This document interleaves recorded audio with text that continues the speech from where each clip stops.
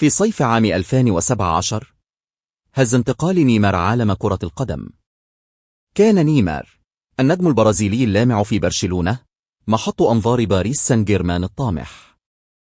الصفقة بدأت تتشكل بدفع باريس سان جيرمان قيمة الشرط الجزائي في عقد نيمار، والتي بلغت 222 مليون يورو، مبلغا خياليا لم يسبق له مثيل. الرئيس القطري للنادي الباريسي ناصر الخليفي كان مصمما على جلب نيمار لتعزيز مشروع النادي والفوز بدوري أبطال أوروبا.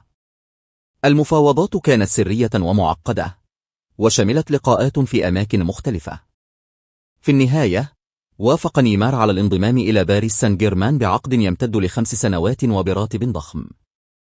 تم الإعلان عن الصفقة رسميا في 3 أغسطس عام 2017، وشكلت صدمة كبيرة لعشاق برشلونة.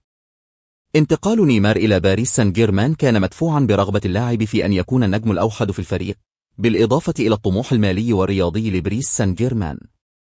الصفقة غيرت موازين القوى في كرة القدم الأوروبية وأثارت جدلا واسعا حول الإنفاق المفرط في كرة القدم.